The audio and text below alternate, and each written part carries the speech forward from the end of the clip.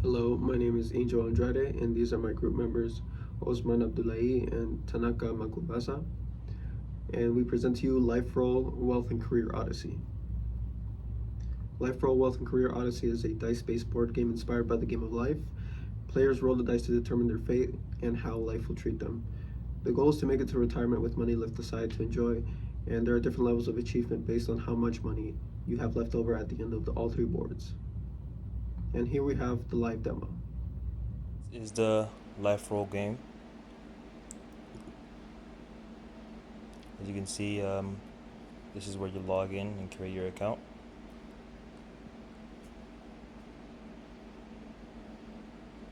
I am making a username and password, but then I'm going to log in, and then it says invalid username because we didn't make the account yet. So now we put in the username and password and we create the account, and boom, the account is created. You can see on the top right. This is the game rules. You start with random amount of wealth. You roll dice to move forward through life stages. You make career life choices, and you reach retirement with your wealth intact. Well, that's the goal. If you go broke, it's game over. So start the game, or we look at the leaderboard, and we already have one person on there. And then this is how you see if we go from the account. It shows you your profile info, when your account was created, your game statistics, and your achievements.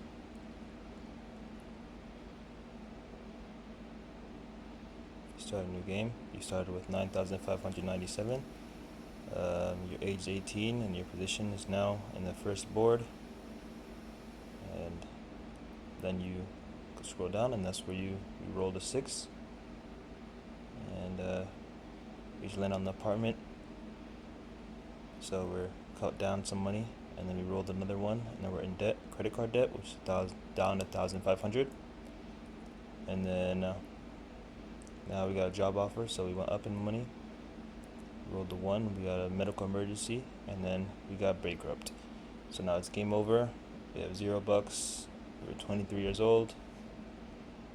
Yeah, and then we're gonna do it again just to see how it'd be if you do succeed. And we got a part-time job, so we gained some money. We saved some money. We rolled a 4, so we just graduated. We did a side hustle, so we have some more money. And then now we're in the second board. We rolled a 2 and got that. We got a medical bills. And then we received a bonus from our roll. We rolled a 3 and we had networking success. And we had home repairs emergency, which is down 3,000 because we rolled a 2. We rolled a 1 and then we got a leadership roll. And then we rolled a 5 and we're in the road to retirement now, which is the last board. And we have currently $15,000. We had the final investment just paid off. Now we're at 22,000. These are our peak earnings, and we just received a couple thousand. We just rolled a 5. We got medical tourism, and then now we retired with around $26,057 at the age of 36. And as you can see here, comfort bonus: you own your house outright. You successfully navigated through life's challenges and reached retirement. And then that's what pops up. And then you scroll down, then you see the leaderboard.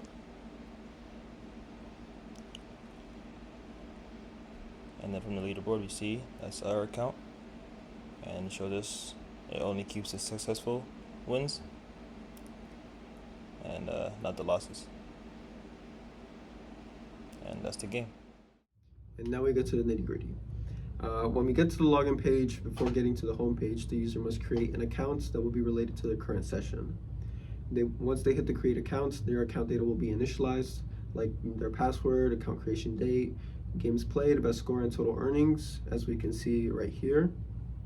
We initialize the variables so that we can later display them in the user in the My Account section. In the My Account section, as I said, throughout the player session, we can keep track of some of their their details such as their username to be used for the leaderboard, their account creation date to display here. We keep track of their games played throughout their session, their best score, and their total earnings. And we even added a bonus achievement section to entice the player to keep playing and try to earn as many achievements as they can. We also have the accounts action section, which serves as a navigation out of this page to either play another game, look at the leaderboard, or log out of their session. And then we have the index page, or the main home page. It is a pleasing and inviting designed to encourage the user to play. We decided to go with a modern style choice, which includes primarily emojis to convey information to the user. We tried to keep a clean header and footer that would be available on every screen with buttons for the home, leaderboard, and the account information. We also had large animated emojis front and center, these two, to create a more interesting user experience. And we preface the rules before starting the game so that the user knows how the game works.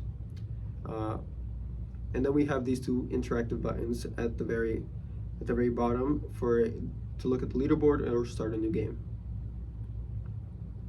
Now explaining the code, we have this navigation tag to define the section for the navigation links that would be available on every page. And the rest of the styling was done through the CSS sheet, including setting appropriate backgrounds and font colors, and the interactivity we can see here with the buttons. So whenever the user would hover over the buttons, their background would change, as well as the font color, because we don't want the background to stay a dark color and for the font to also be a darker color. So we changed both of them at the same time. And then we have the account dropdown on the top right. This dropdown effect is where it's first hidden and appears on hover, was achieved through CSS. We configured all the styling how it would look like when dropped down, but after doing all this, we set the display to none as its default display on line 78, as we can see here, and this hides the element from being rendered onto the page.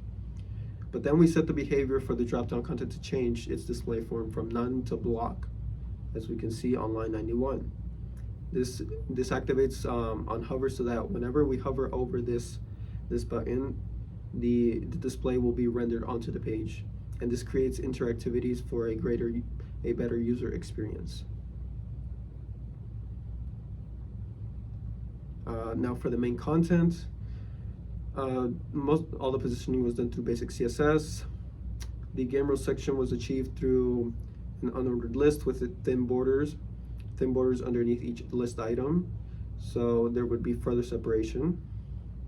We also added interactivity into the buttons when hovering over them to lead them to the leaderboard or to start the game. We also added rounded corners to every part so that the sections would look less aggressive and more playful and inviting. And if we can look at lines 113 and 115, just to mention this, the last item in the rules box, we made sure to leave out this thin border so it would look more symmetrical and it would look cleaner. On the right, we have the code for the bouncing animation, which is applied here to the die and the money bag icon. Looking closely at the animation, you can see that they hit two different heights, two different peaks. If we can see, the very first height was 10 pixels up. So from 0 to 20%, it stays at position 0. But from 20 to 40%, the translation goes up by 10 pixels, where it hits its first peak. From 40 to 50%, it goes back down to 0. From 50 to 60, it hits the second peak at 5 pixels tall. From 60% to 80%, it goes back down to 0. And from 0 to 100%, it stays at 0. So it does it hits two different peaks, so it looks clean and looks more playful. And as you can see, there is a 0.5 second delay on the money bag icon, so it's not fully synchronized. and this animation is going on infinitely on loop. And now we can go on to the early life board.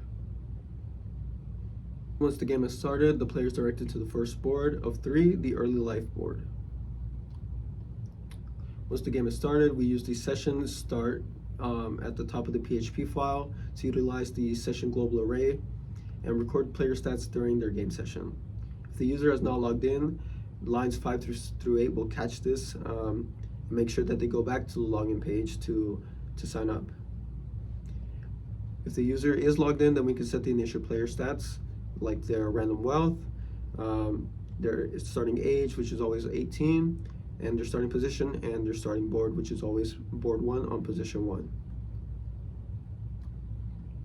Stats like wealth, age, and position are displayed at the top and updated during their game session so that the user can clearly see and track their progress throughout the game. Life path has preset events for each space that the player lands on as listed below. Each space can have positive or negative consequences on the player's wealth, each one making them either closer to being rich or closer to bankruptcy and a game over. The player can see their current position indicated by the orange highlighted space and the die on the top right corner of the space that they are on. The die implements the same bounce animation from the index page, but on a faster loop of 1 second instead of 2. To dynamically change the die's position on the board based on the player's position, we use this logic. Firstly, we use a for loop on line 61, which iterates from 1 to 20, which is the number of spaces that are on the board. Each space is being generated during the for loop with the space of the number on top, as shown by echo I.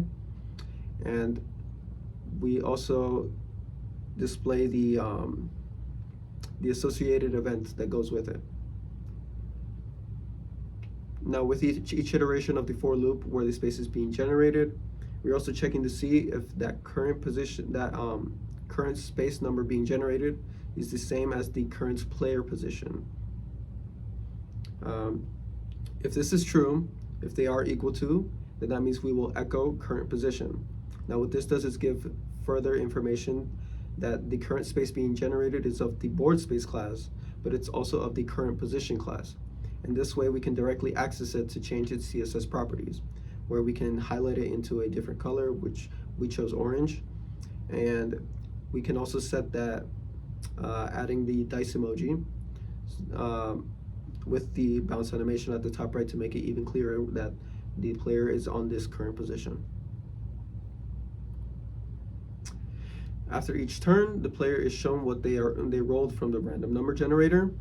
We can access this because we set the last roll in the session global array when we hit the dice roll button. We make sure to unset this key after we display it so that the next roll can be populated in the same key without any possible issue.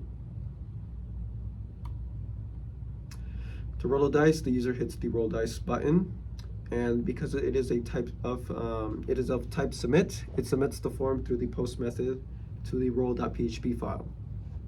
In the roll.php file, we have a random number generated to determine the roll and use session to keep track of it.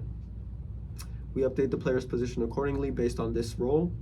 As we can see on line 15, we add the roll to the player's current position, and we also add 1 to the current age, which is just by default, every turn adds 1 to the age. We also set the current board variable to either the value that session board has set it as if it's set, or to default value 1 for board 1. In the roll.php file, we can also check if the roll caused our position to move on to the next board or complete the game. If the position is greater than 20, that means that the player has finished the board and it's time to move on to the next one, or if they're on board 3, then they should move on to the win screen. We check for bankruptcy before this step though, just to make sure that let's say if they finish the board on the last turn, but also on the last turn they become bankrupt. So we don't want to give them a falsely win. So we check for bankruptcy before this and send them to the game over screen instead before any of this logic gets executed. But if the player's position hasn't reached the end of the board, then the roll.php file returns the control back to the appropriate board file as shown in line 157. And then we have board events, which are relevant to all boards. Board events happen as a result of the space that the user lands on. This is displayed underneath the dice roll button with the corresponding effect. The code shows that we only display a space event result if there is a space event key related to, key value pair related to it. If it has been set, then that means we have an available message to show to the player, and we display it here. And then we can move on to the midlife board. The midlife board offers most of the same layout as the early life board, but with new space events to explore. It is possible to reach the midlife board before the expected age of 30, as you can see in the picture. This is because the average of high rolls that were achieved in the previous board, but this signifies going too fast in life. By rolling higher, the player had less opportunity to land on more space events that could have impacted their life, and now they have reached midlife living before they got to finish early life's experiences. And this adds to the educational aspect of our project. Life isn't about rolling high and speed running life, but rather to experience what life events have to offer.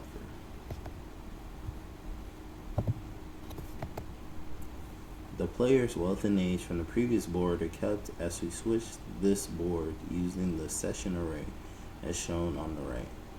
We have also reset the position to 1 out of 20 on this board, and we automatically display the dice event for completing the previous board as previously shown from this code below.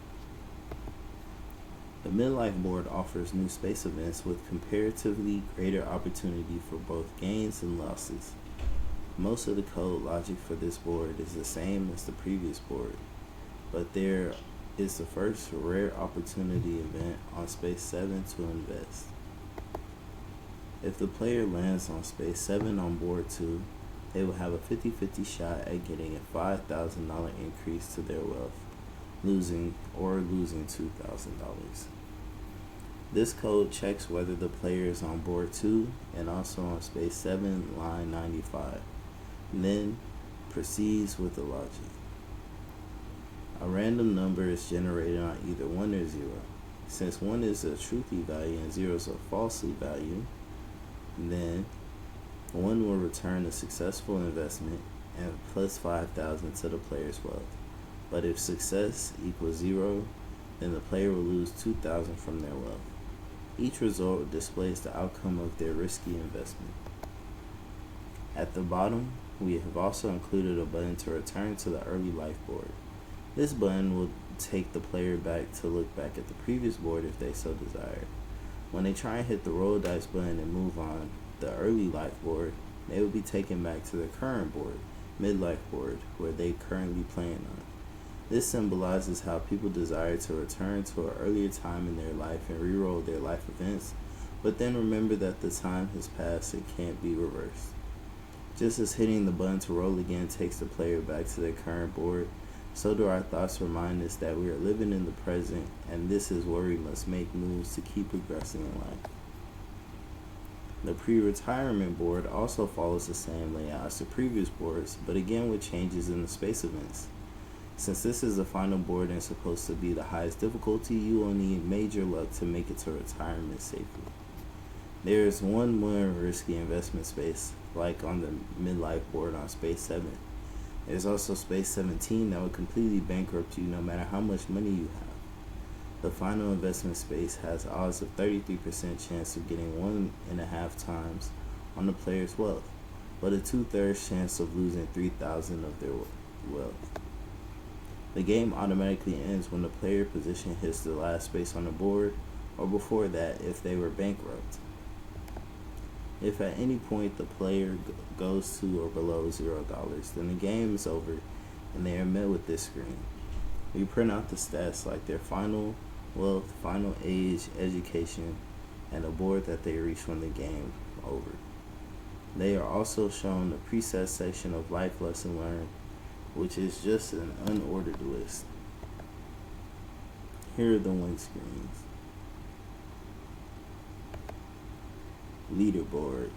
Once the player has a successful game, Your stats will be uploaded to the leaderboard through this code in the win.php file. This leaderboard also only keeps the top 10 scores, ranking them based on wealth. We have also an option to reset the leaderboard. When the user does this, they clear all contents in the leaderboard, and they will see a message saying that there are no scores to display instead of an empty leaderboard.